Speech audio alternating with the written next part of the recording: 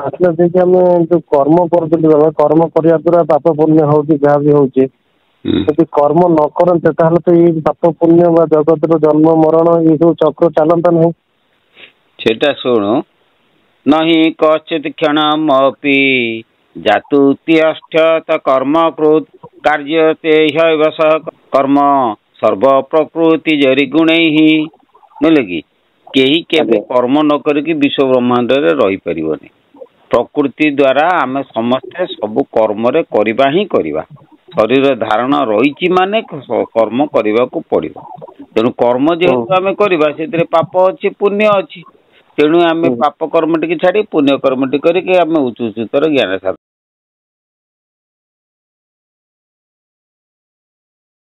ମୁଁ ତମର ଯିଏ ଯେତେବେଳେ ଯାହା କହୁଛି, ଯାହା ଗୋଟେ ମୁଣ୍ଡରେ ପଶୁଛି କହିଦଉଛି ଆଉ।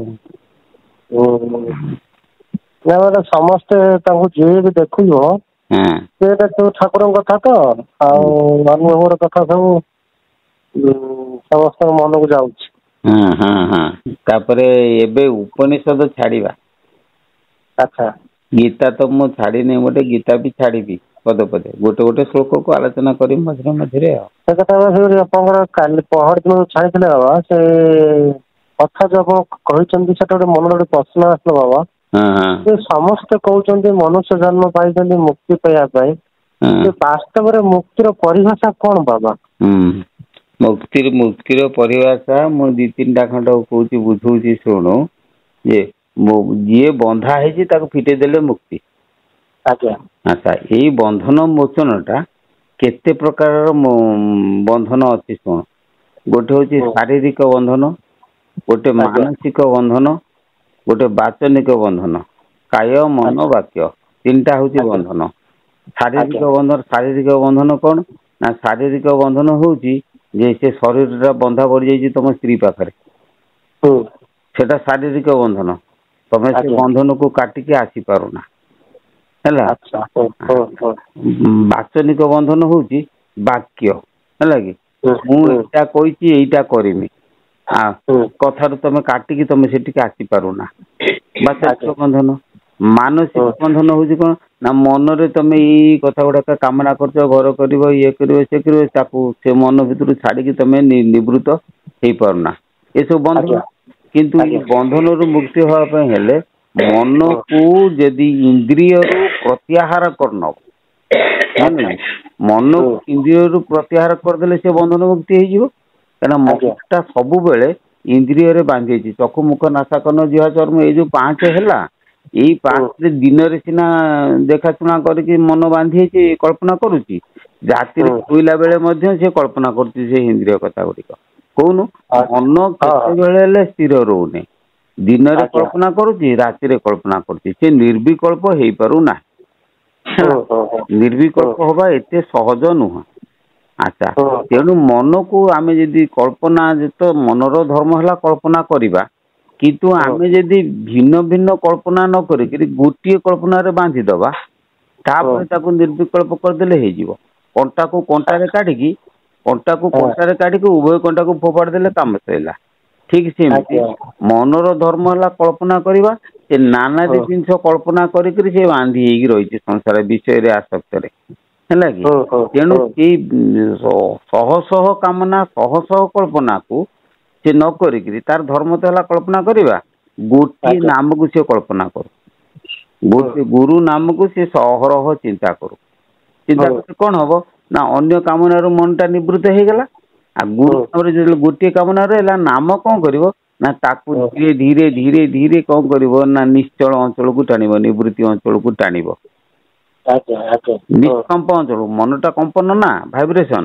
ସେଇ ଗୁରୁ ନାମରେ ଯଦି ତମେ ମନ ନିବେଶ କରିବ, ନାମର ଗୋଟେ ଏମିତି ଶକ୍ତି ରହିଛି, ସିଏ କଣ କରିବ ନା, ତାର ଯୋଉ କମ୍ପନଟାକୁ କମି କମି କମି କମି କଳ୍ପନାଟାକୁ ସେ ତାକୁ ନିର୍ବିକଳ୍ପ ଅଞ୍ଚଳକୁ ନେଇକି ପଳେଇବ। ସେ ନାମ ଗୁଣ ଅଛି, କିନ୍ତୁ ସେଇ ନାମଟା ସଦ୍ଗୁରୁ ଦତ୍ତ ନାମ ହବା ଉଚିତ। ଏବଂ ଯୋଉ ଗୁରୁ ନିର୍ବିକଳ୍ପ ସମାଧି ପାଇଛନ୍ତି, ତାଙ୍କ ଠାରୁ ସେ ନାମଟା ଯଦି ଆଣିବା, ସିଏ ସେଇ ସ୍ତରକୁ ନେଇକି ପଳେଇବ। ଆଉ ଗୁରୁ ଯଦି ଆମର ନିର୍ବିକଳ୍ପ ହେଇନାହାନ୍ତି, କାମନା ମାର୍ଗୀ ଅଛନ୍ତି, ତମେ ମନ୍ତ୍ରଟାକୁ ତାଙ୍କ ଠାରୁ ମନ୍ତ୍ର ଆଣି ଜପ କଲେ, ସିଏ ତମକୁ ସେ କାମନା ମାର୍ଗରେ ଭ୍ରମେଇବ। ସିଏ ଆଉ ଉପରକୁ ନେଇପାରିବନି, ଉଠେଇକି ନେଇପାରିବନି। तेणु निवृत्ति मार्गर मंत्र जदि हो ताले मन से निवेश कले से धीरे धीरे मनटा बांधी है टाणी से निवृत्ति अंचल पड़े कुंभक हो सब कथा तेणु तेणु मंत्रटा आज सिद्धांत करने पड़ो कौटा हूँ निवृत्ति मंत्र कौटा प्रभृति मंत्र कौटा निवृत्ति मंत्र निवृत्ति मार्ग जी जाइए मंत्रटा निवृत्ति जी सिद्धि लाभ कर निवृत्ति मंत्र तेणु सिद्ध पुरुष मंत्र धरले आम निवृत्ति मार्ग को जीवा आज असिद्ध समस्ते कौन ना जगत रे किंतु जी गुरु जो गुरु ठार नब से गुरु जो बाट को न जाइए तमें नेले सी पश्चिमी कले तुम सी तो जाए तुम ता नाम द्वारा तुम किमी जीव तुम तुम से घाटी हल तेणु ये बंधन मुक्ति है मुक्ति अर्थ हूँ मन जो सब बांधी से छाड़देले मन को सी मुक्ति हो बुझीपार शरीर कृपा अवस्था तार मुक्ति हो जाऊँ हाँ शरीर गला मुक्ति नहीं ना ना ना शरीर गला मुक्ति कहीं शरीर गला जो ये शरीर भितर मु बंधन बांधी शरीर गला से बंधन जिनस पाइबी पुणी पुनर्जन्म हम आमर अच्छा अच्छा यही मुक्ति होगा शरीर गढ़ी हाँ जी ठाऊ ठाऊ मरी था बाप मरबू ना आम शरीर थी आम मुक्त हो जड़े मुक्त आउ जड़े बंधन ए दीटा कथा बुझे दूसरी तार गोटे छोट उदाहरण दूसरी शुण जे तोर तू गोटे जगार बसीचु मोर गोटे पुओ अच्छी यदि पुओ अच्छी आम दी जन बसंती से छुआटा हठात पहला मरीगला मरीगला कांदी मु ना तू आउ कांदबू कि ना कहीं ना मु कहीं कांदिली ना मोर से पिला प्रति आसक्त थिला मोर मनटा से पिला पर बांधी होता तेणु सी जो मरीगला मत दुख है मोर किसी काम ना आशा विफलता ठारू महा दुख कि अच्छी जगते आउ जेणु नाही तेणु निवर्ती रही आउ से प्रसंग नौ मोर आशाटा विफल है मु आशा करी छुआटा बढ़ो मत रोजगार कर खाए देव मो आशा विफलता होगा तेणु मत महा दुख आसीगला किंतु से जगह तू बसीचु ते कांद माड़बनी कारण तू से पिला ठारू मुक्त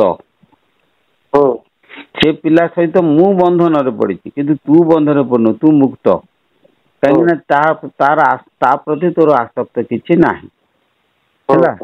ठीक से पड़ी आम संसार प्रत्येक वस्तु प्रति आम सब कम करुवा जदि आमर ता प्रति आसक्त नथिबो ताले आम मुक्त पुरुष अर्थात जो वस्तु को तमे व्यवहार करछो से वस्तुर विलय रे जदि हमको दुख न लगे आमे से वस्तु ठारू मुक्त अछंती बढ़िया कथा कहले से मन गोटे प्रश्न आस बाबा आम संसार भितर गोटे बापा माँ गोटे संतान को जन्म कले लालन पालन कर आसक्ति तो ऑटोमेटिक आसु आसक्ति से केमी मुक्त ना ना मुक्त सदगुरु व्यतीत कई मुक्त करें गोटे कथा हूँ मो पिला को मु बढ़ेबी मो स्कूल देवी खाइबा को देवी सबू करी किंतु ता प्रति आसक्त नथिबो यही फर्मुलाटा केवल सदगुरु देवे किमिति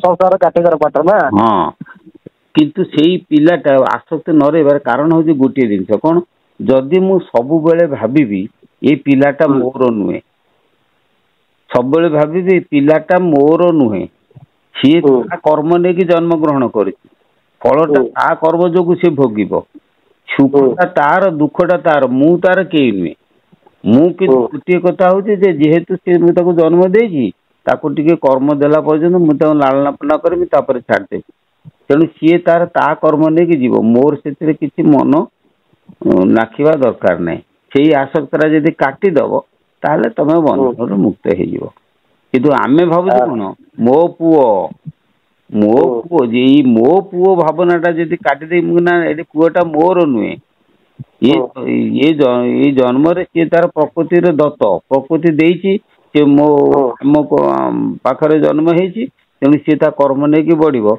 मु तार कई नुहे यही भावनाटा आम भाभी पारिबा ताले हम आसक्त मुक्त हो तेणु ये साधना फाधना किसी दरकार नहीं ଆମର ଯୋଉ ଦାର୍ଶନିକ ସକ୍ରେଟିସ୍ ସିଏ କଣ କୋଉ ସାଧନା କରିଥିଲେ ନା କିଛି କରିଥିଲେ, କିନ୍ତୁ ସିଏ ବିଚାର ଦ୍ୱାରା ଜାଣିପାରିଥିଲେ ଯେ ଜଗତଟା ହଉଛି ମିଥ୍ୟା, ଆତ୍ମା ହଉଛି ସତ୍ୟ। ବିଚାର ଦ୍ୱାରା ଜାଣିପାରିଥିଲେ।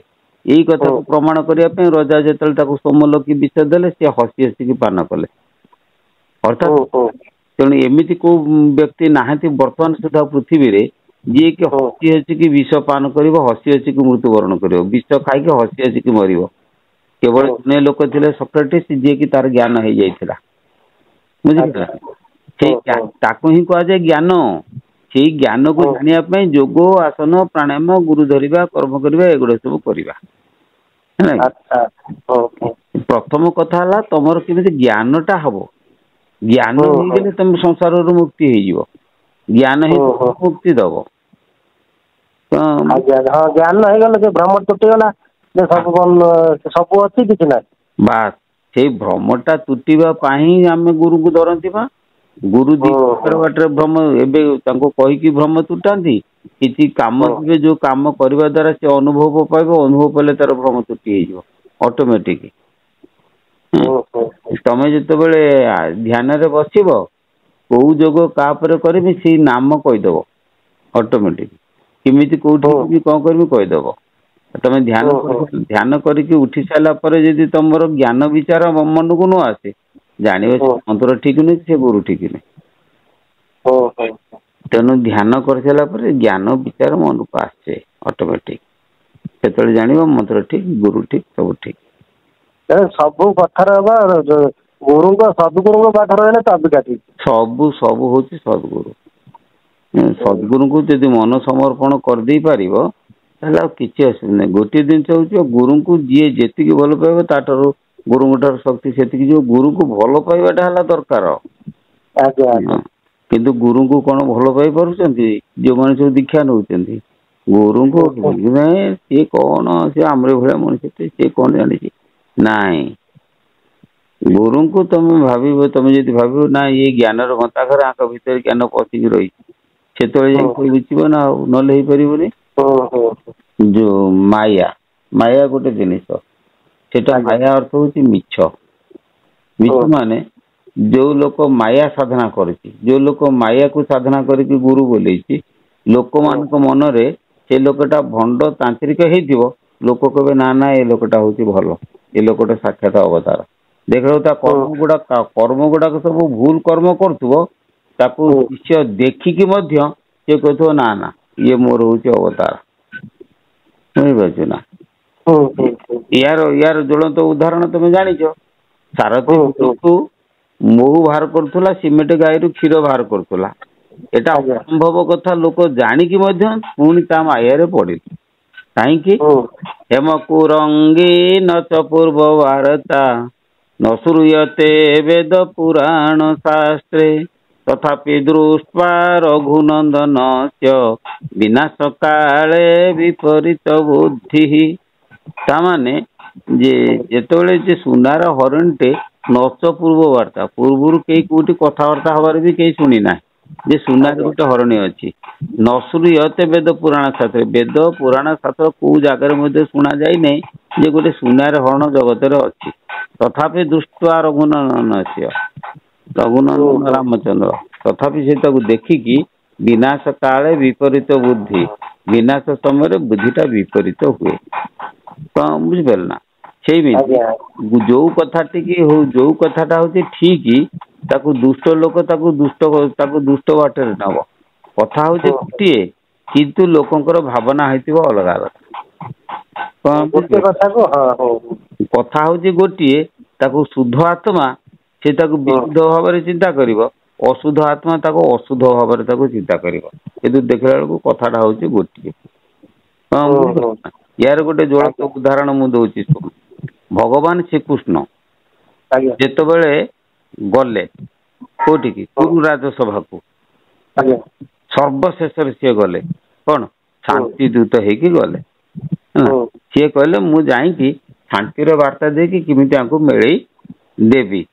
ତେଣୁ ସେଇଠୁ କହିଲେ ଦେଖ ଇଏ 12 ବର୍ଷ ବନବାସ, 13 ବର୍ଷ ଅଜ୍ଞାତବାସ, ଯାଇକିରି ତାଙ୍କ ପିଣ୍ଡରେ ପ୍ରାଣ ନାହିଁ, ତାଙ୍କର ବଳ ନାହିଁ, ସେମାନେ ଦୁର୍ବଳ ହେଇଯାଇଛନ୍ତି, ତମ ସାଙ୍ଗରେ ଯୁଦ୍ଧ କରିବା ପାଇଁ ଅକ୍ଷମ, ତେଣୁ ତମେ ତାଙ୍କୁ 5 ଭାଗି 5 ଖଣ୍ଡ ପଡା ଦିଅ। ଧୃତରାଷ୍ଟ୍ର କହିଲେ। ଦୁର୍ଯ୍ୟୋଧନ ଭାବିଲା ଯେ ଆରେ ଇଏ ତ 12 ବର୍ଷ ବନବାସ 13 ବର୍ଷ ଅଜ୍ଞାତବାସ ଯାଇକି ଦୁର୍ବଳ ହେଇ ପଡିଛନ୍ତି, ତାହେଲେ ତ ମତେ ମାରିଦେବା ପାଇଁ ସହଜ ହବ, ତେଣୁ ବିନା ଯୁଦ୍ଧ ନ ଦେବି ମୁଁ ସୂଚକରେ ମେଦେଲି। ଅର୍ଥଟା ବୁଝିପାରିଲ ନା? ଭଗବାନ ଶ୍ରୀକୃଷ୍ଣ କହିଲେ ଗୋଟେ ପ୍ରକାରର, ଦୁର୍ଯ୍ୟୋଧନ ବା ସେଇଭଳି ପ୍ରକାରର ଯେ ଆମର ଯେ ସବୁ ପ୍ରକାରର କଥା ଯୋଉମାନଙ୍କର ଅଶୁଦ୍ଧ ଚିତ୍ତ ତମେ କହିବ ଗୋଟେ ପ୍ରକାରର, ତାଙ୍କୁ ବୁଝିବା ପାଇଁ ଲାଗିବ ଆଉ ଗୋଟେ ପ୍ରକାରର, ଆଉ ଗୋଟେ ବାଟରେ ସେଟାକୁ ବୁଝିଯିବେ। ବୁଝିପାରୁଛ ନା? ବାସ୍। ତେଣୁ ଯିଏ ଯାହା ବୁଝିବ, ଯୋଉ ବାଟେ ଯିବ। ଅଶୁଦ୍ଧ ଚିତ୍ତ ଶୁଦ୍ଧ ଚିତ୍ତ ଅଛି। ମୁକ୍ତିର ଲକ୍ଷଣ ହଉଛି ଗୋଟିଏ କଥା ହଉଛି ଯେ ମନଟା ଯଦି ଏକାଗ୍ର ହେଇକିରି ଗୁରୁ ନାମରେ ନିବେଶ 24 ଘଣ୍ଟା ହେଇଯିବ ହେଲା, ତାକୁ କହିବ ମୁକ୍ତି। ବୁଝିଲ? ଆଉ କିଛି ଗୁରୁଙ୍କର କୃପା ବିନା କଣ 24 ଘଣ୍ଟା ସମ୍ଭବ ବାବା? ହଁ ହବ। ଗୁରୁ କୃପା ନହେଲେ ତ ସମ୍ଭବ ନୁହେଁ ନା। ଗୁରୁ କୃପା ନହେଲେ କେବେ ସମ୍ଭବ ହବନି। ହଉ ବାବା, ହଉ ପ୍ରଣାମ ବାବା।